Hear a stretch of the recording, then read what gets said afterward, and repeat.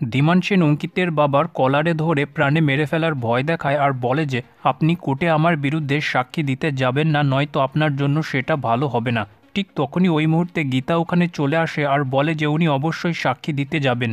অঙ্কিতের বাবাকে হুমকি দেওয়ার জন্য গীতা ধীমান সেনকে উচিত জবাব দিয়ে তার মুখ বন্ধ করে দেয় আর বলে যে চুপচাপ আপনার চামচাগুলোকে নিয়ে এখান থেকে কেটে পড়ুন, নয়তো আপনি জানেন আমি কি করতে পারি। ধীমান সেনও গীতাকে বলে যে এর ফলাফল কিন্তু ভালো হবে না।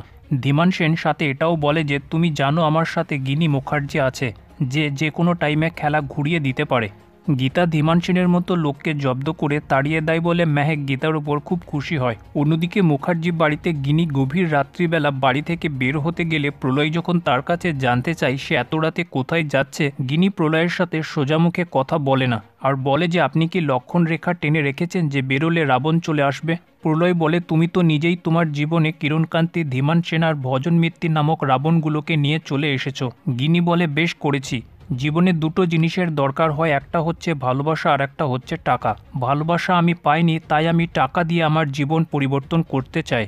প্রলয় গিনিকে অনেক বোঝানোর চেষ্টা করে যে গিনি ভুল পথে চালিত হচ্ছে, এর ফলাফল ভালো হবে না। কিন্তু সাত্বিক গিনির সাথে যেটা করেছে সেটার পর গিনির বুদ্ধি ভ্রষ্ট হয়ে গেছে। সে প্রলয়ের কোনো কথাই শুনতে চায় না আর বলে যে আপনার মুখ বন্ধ রাখুন, আমাকে জ্ঞান দিতে আসবেন না। প্রলয় গীতাকে ফোন করে বলে যে আমার মনে হচ্ছে গিনি এখনই ধীমান সেনের সঙ্গে দেখা করতে গেল। অন্যদিকে কৃপান কাউকে ফোনের মধ্যে খিটখিটে মেজাজ নিয়ে বলতে থাকে যে আমার জীবনটা নরক হয়ে গেল ওই গীতা এলএলবির জন্যে। ও একটা আয়া সেন্টারে কাজ করা পরিচালিকার সাথে আমার বিয়ে দিয়ে দিয়েছে, ওই গীতা এলএলবিকে আমি ছাড়বো না। তখনই পদ্ম রুমের মধ্যে এসে কৃপানের আরও বেশি মজা নিতে শুরু করে আর বলে যে এটা তো আমার স্বামীর ঘর, আমি তো ঘরের মধ্যে থাকবই। কৃপান বলে তোর এত বড় স্পর্ধা, চুপচাপ এখান থেকে বেরিয়ে যা, নইলে মার খাবি। পদ্ম বলে আচ্ছা এই কথা, তাহলে দাঁড়াও একটু ফোন করে নিই। তারপর পদ্ম গীতাকে ফোন করে তাকে নালিশ করতে শুরু করে। গীতা বলে ওর এত বড় সাহস, ফোনটা একবার স্পিকারে দে তো।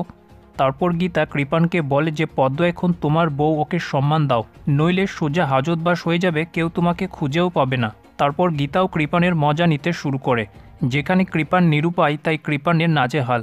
গীতার কথা শোনা ছাড়া তার কাছে কোনোই উপায় নেই। কৃপানকে আরও বেশি জব্দ করার জন্য গীতা কৃপানকে বলে যে পদ্মের পায়ে ব্যথা করছে, তুমি পদ্মের একটু পা টিপে দাও। তারপর গীতা পদ্মকে ভিডিও কল অন করতে বলে সেটা দেখার জন্যে। যেখানে রাগের মধ্যে নিরুপায় হয়ে চুপচাপ কৃপান পদ্মের পায়ে হাত দিয়ে তার পা টিপতে শুরু করে। অন্যদিকে ভিডিও কলের মধ্যে গীতা আর অগ্নিজিৎ কৃপানের পদ্মের পা টিপতে দেখে ভীষণ মজা পায়।